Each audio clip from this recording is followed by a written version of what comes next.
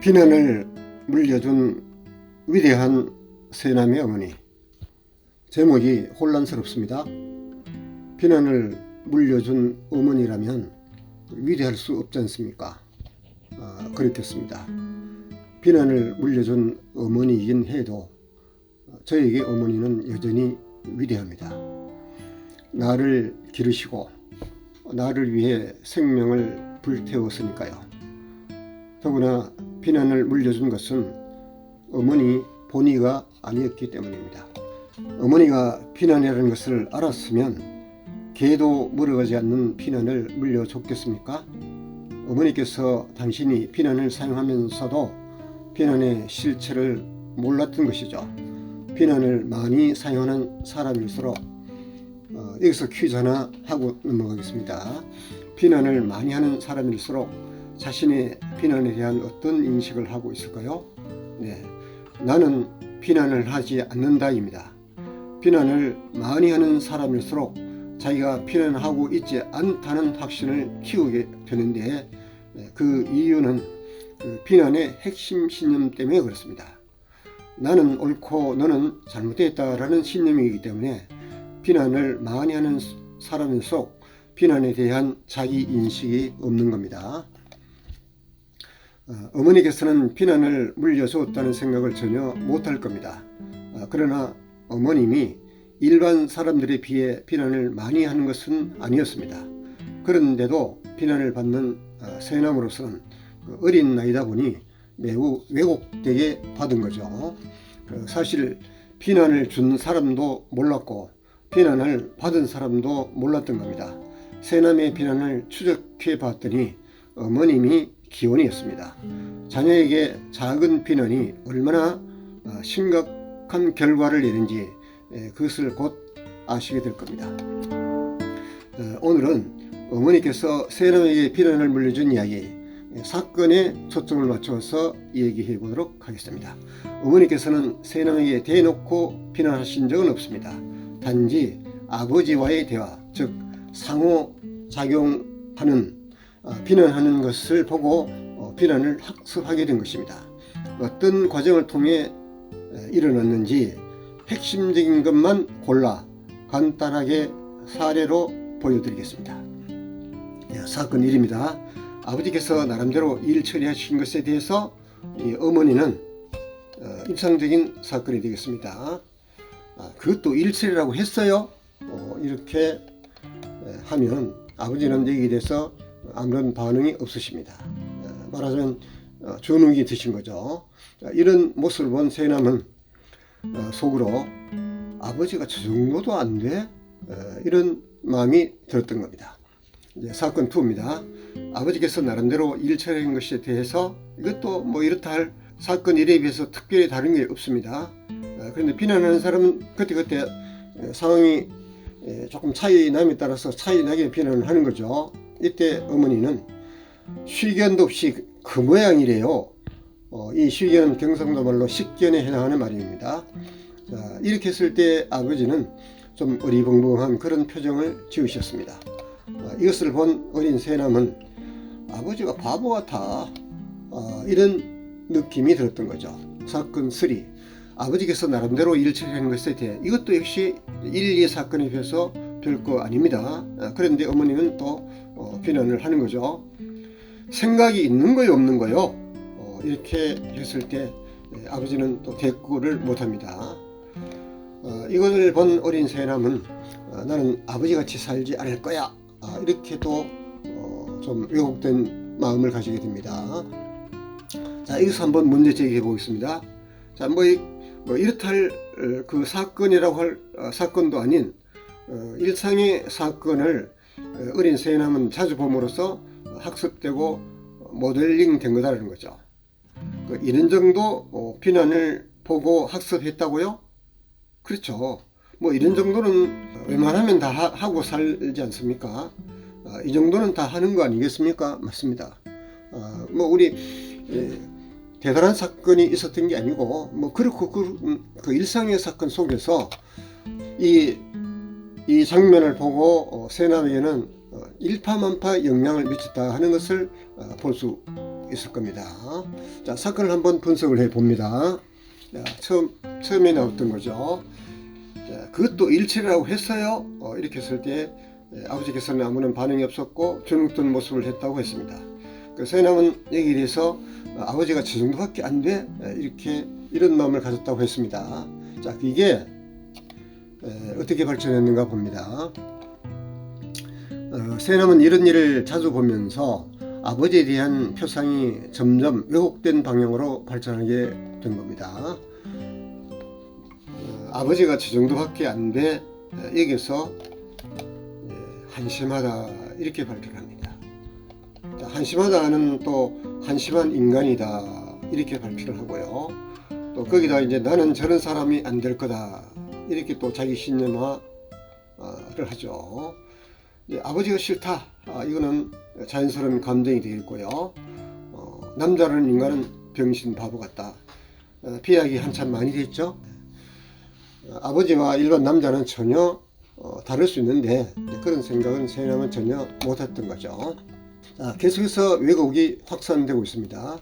세남은 왜 저러고 사나, 이런 또 마음이 들었고, 나는 저런 사람이 안 될 거다, 또 이런 마음이 들었고요. 내 아내가 이러면 그냥 두지 않을 거다, 또 이런 생각까지 하는 겁니다. 그러니까 아버지 행동 정반대로 닮은 거예요. 그러니까 이것을 반격형이라고 그러죠. 아주 상대방이 공격해 오면 숨도 안 쉬고 되돌려치기.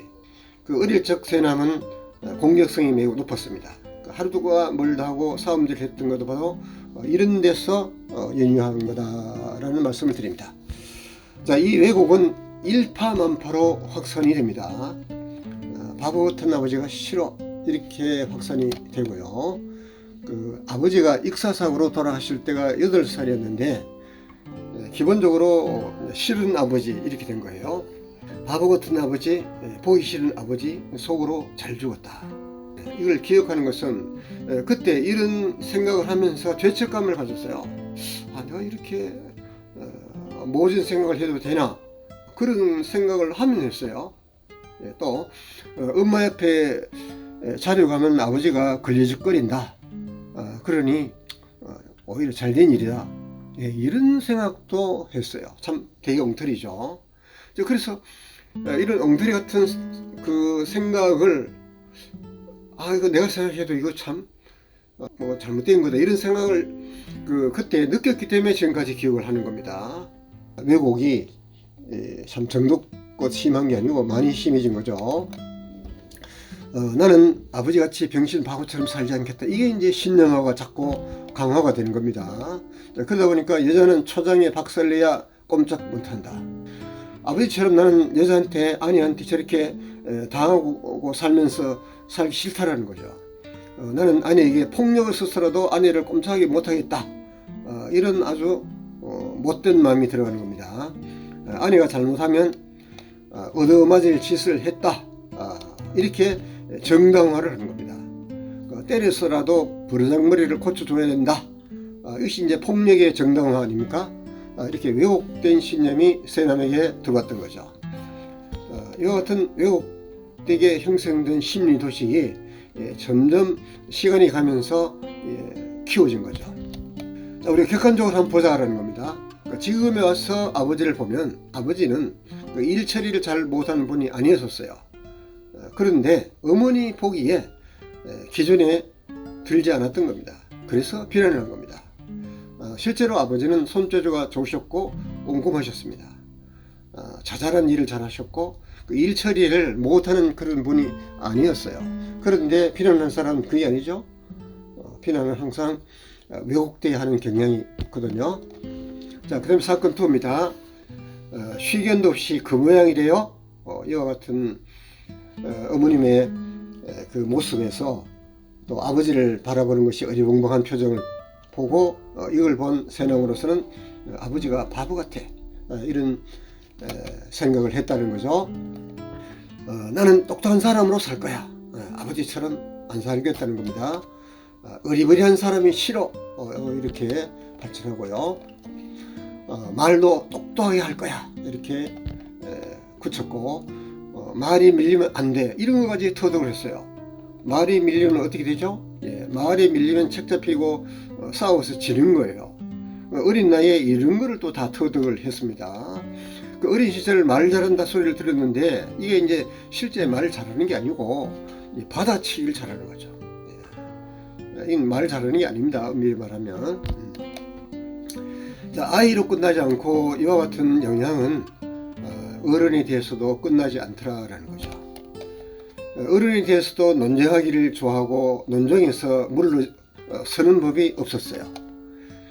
그래서 비난형에서 이제 발전돼서 비판형으로 발전했어요. 이게 이제 무슨 소린가 하니까 그 상징적으로 창과 활을 휘두르는 언행으로 발전했다라는 건데, 그 창과 칼은 그 성능이 달라요. 창은 찌르는 것밖에 못하는데 칼은 찌르기도 하고 베기도 하기 때문에 말을 찌르는 정도를 벗어나서 칼로 자르는, 그게 비판이거든요. 그래서 굉장히 과격하고 논리정연하고, 그러면서도 상대방의 말싸움에서 밀리지 않는, 정말 뭐 좋게 말하면 맹랑한 사람이었죠. 그런데 그게 정말 똑똑한 사람입니까? 지금 생각해보면 참 엄청난 바보짓을 한 거죠. 자, 또 객관적으로 보자는 겁니다. 자, 지금 와서 아버지를 보면 아버지는 쉬견도 없고 생각도 없고 그런 분이 아니라는 거죠. 단지 어머니 보기에 미흡했던 겁니다. 아버지는 참 성품이 온순하시고 말도 조곤조곤하시고 또 자기 주장을 대신 잘 못했을 뿐입니다. 자, 사건 3입니다. 자, 생각이 있는 거예요, 없는 거예요? 이렇게 했을 때 아버지는 대꾸하지 못했습니다. 그러니까 속으로 나는 아버지 같은 사람이 안 될 거야, 이렇게 생각했던 거고요. 그래서 나는 생각이 깊은 사람이 되겠다. 왜? 어머니가 자꾸 생각이 없는 사람처럼 얘기했기 때문에 실제로 생각하기를 좋아했고, 실제로 저는 생각이 깊기 때문에 논리적 사고를 좋아하고 잘합니다. 잘한다 그러니까 또 잘한 것 같은데, 논리적 사고 체계로 발달시켰다, 이 말을 하고 있는 겁니다. 그러다 보니까 대신 공감적이지는 못했습니다. 내가 처음에 상담 배울 때 공감하지 못한다는 얘기 듣고 굉장히 속상했습니다. 화가 아무리 많이 나도 흥분하지 않았어요. 왜 그랬을까요? 싸울 때 흥분하면 지거든요. 그거를 어린 나이에도 알았어요. 그래서 저는 정말 화가 많이 나고 싸울 때는 화를 안 냅니다. 화를 내고 거기서 흥분해버리면 카운터 펀치로 말로 맞기 때문에 그걸 안 당하기 위해서 더 정신을 차리는 거죠. 이건 완전히 그 복싱 선수가 가장 위급한 순간에도 그 찬스를 잡아서 카운터 펀치를 날리는 그런 언어 구사를 할 줄 아는 그런 거를 일찍 키웠던 거죠. 그러고 우리가 참 못했네요. 그래서 나를 함부로 하지를 못했고 말로 이기는 사람을 기억이 잘 안 납니다. 여기서 끝나지 않습니다. 이제 어른이 돼서 남자는 바보 병신 같아, 이런 터무니없는 그런 생각을 마음에 깔고 있는 거를 제가 알아냈어요. 이런 거를 과잉일반화라고 그러죠. 왜곡된 신념이 과하게 커진 거죠. 나쁜 심리 도식이 자리 잡던 겁니다. 남자는 싫어, 아주 세상 남자가 아주 싫어, 여기까지 간 거예요. 이거 정말 지금 웃으면서 이렇게 이해하니까 그렇지, 이거를 모르고 이거를 현실이라고 믿고 사는 세인하는 그 마음이 어땠겠어요. 참 불쌍한 거 아닙니까? 그런데 또 보세요. 여자는 아름답고 예쁘고 똑똑하다, 여왕이 따로 없다. 그러니까 존경하고 싶답니다. 가까이 다가오고 싶다.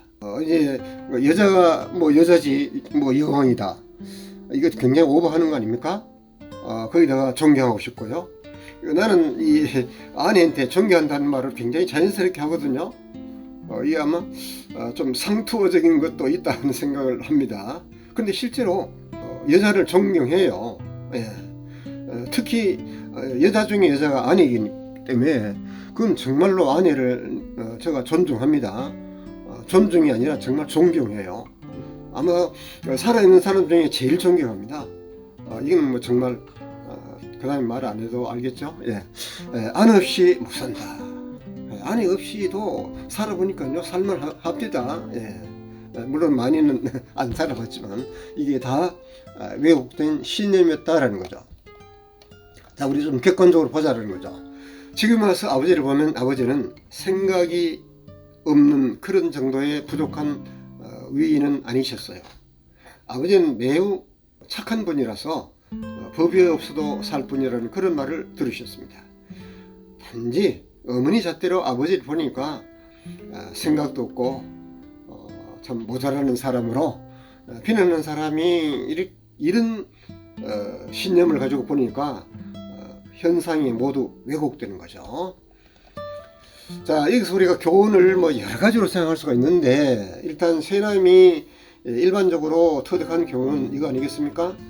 부모를 모델링한다. 뭐 이거는 모든 자녀가 부모를 모델링합니다. 그런데 이 모델링을 할 때 세 가지로 합니다. 부모방처럼 모델링하는 그런 케이스가 있고, 부모가 좀 비슷하면서도 좀 어딘가 모르게 떨어지게, 그렇다고 해서 반대는 아니게, 그런 거를 이제 도피라고 그래요. 그 도피 형태로 부모를 닮았고, 그 다음에 하나는 어떤 거냐면 정반대로 닮는 겁니다. 정반대로 닮는 거는 숫자적으로 되게 적어요. 그런데 세남은 아버지와는 정반대로 모델링이 됐던 거죠. 그러니까 아버지는 아주 좋은 의미에서 굉장히 온순한데, 세남은 매우 난폭하게 모델링이 된 거죠. 사건을 왜곡되게 해석하기 쉽다. 애들은 판단 체계가 제대로 안 잡혀 있기 때문에 사건을 있는 그대로 판단하지를 못하기 때문에 엄청난 왜곡을 많이 냅니다. 그래서 이혼하는 가정의 제일 피해자가 자녀라고 해요. 그래서 고리싸움에 새우 등 터지는 게 자녀란 말이에요. 그래서 참 이혼한 사람들을 도와주려고 참 많이 애를 썼는데, 이 사람들의 문제가 도움을 받을 생각을 안 하거나 못하는 거예요. 자, 이렇게 이제 뭐든지 자주 일어나면 성격화가 됩니다. 성격으로 발전을 해서 그게 좋은 거면 계속 좋은 쪽으로 성격이 되는데, 그게 나쁜 거면 계속 나쁜 쪽으로 굳혀져서 정말 이상한 성격으로 자리 잡히게 되는 것입니다. 자, 세남이 바로 그런 케이스였다라는 거죠. 스스로 고치기는 너무 힘듭니다. 세남은 고쳤잖아요. 아닙니다. 세남은 자기가 스스로 고친 게 아닙니다. 이혼이라는 엄청난 예측하지 못할 일을 크게 당하고, 거기다가 경제적으로 매우 어렵게 되자 살기 위해서 참 다른 사람이 보이고 내가 보이고 좋은 말로 억지로 겸손해지기 시작해서 이제 사람이 조금씩 그러잖아요. 이제 철이 좀 들기 시작했던 거죠. 그래서 사람이 죽기 전에 철 들기는요 쉽지 않다고 그래요. 이걸 모르면 평생 그러고 삽니다. 그래서 이제 저는 참 이걸 알고 난 뒤부터는 내가 이 부모로 물려준 이 유산을 내가 다 청산하고 자유롭게 살기로 했던 겁니다. 그러기를 한 15년 그런 정도 됐습니다. 자, 어머님은 나를 지극히 사랑하셨으므로 더없이 좋았고 존경스럽습니다. 사람들로부터 성격이 불같은 시아버지로부터는 매우 어머님은 인정을 받으셨고 사랑받으셨습니다. 어린 시절 세남이 바라본 어머니는 이 세상에서 가장 위대한 말이 그냥 우리가 제목에 위대한 이런 제목을 썼는데 이건 결코 과장이 아닙니다. 어린 세남에게는 어머니가 아주 이 세상에서 가장 위대한 사람. 어머니는 나를 좋아하고 사랑하니까요. 생각했습니다. 이런 식의 왜곡된 사고가 아버지를 있는 그대로 보지 못하고 본래보다 훨씬 더 나쁘게 보게 되었고, 이것이 수정되지 않아 점점 왜곡 정도가 어떻게 확산 강화된 겁니다. 그것이 바로 세남의 경험이었습니다. 이런 일이 나한테만 일어나면 이런 얘기 안 합니다. 이런 것을 상담을 하면서 또 다른 사람의 정신 분석을 해주면서 나한테도 바로 이런 형편없던 것들이 지나갔던 것을 있는 그대로 공개를 하게 되는 것입니다. 자, 모든 어머니 아버지는 위대하다고 할 수 있습니다. 자녀를 사랑하지 않는 부모는 없다고 봐야 합니다. 그렇지 못한 부모가 있는 것이 사실이지만 부모가 되면 나름대로 부모로서 자녀를 사랑하는 것이 이게 본능입니다. 부모가 부모로부터 양질의 양육을 받은 경험이 없으면 이겁니다. 그 부모가 또 그 부모로부터 좋은 모델을 받지 못하면 자녀에게 정신적 유산을 제대로 물려줄 수가 없게 되는 거죠. 부모로서는 이것을 피할 수 없는 한계로 와야 됩니다. 자녀들이 부모를 이렇게 성숙하면 볼 수 있어야 돼요. 모든 부모는 자녀에게 마음의 상처를 줍니다. 왜 그러냐? 모든 인간이 불완전하기 때문에 그렇습니다. 그 자녀가 바라는 양질의 서비스를 할 수 있을 만큼 성숙한 부모는 없다라는 것이죠. 그래서 자녀는 철이 들어서는 부모가 물려준 잘못된 유산, 부의 유산이죠. 정신적 유산을 청산하는 절차가 있어야 됩니다. 이 과정이 없으면 나쁜 것을 모르고 미련하게 어리석게 심리도식에 빠져서 고통스럽게 또는 불행하게 살 수밖에 없죠. 세남처럼 말입니다. 지금에 와서 세남은 스스로 자신을 어떻게 생각합니까? 안 괜찮은 사람이었다는 것을 더 많이 알아가고 있습니다. 그러다 보면 좀 더 괜찮은 사람이 되겠죠. 그래서 나를 보기 위해 이 심리도식 공부를 합니다. 나보기가 안 되면 남보기도 안 되니까요. 나를 볼 수 있는 것만큼 내가 자유롭습니다. 들어주셔서 감사합니다.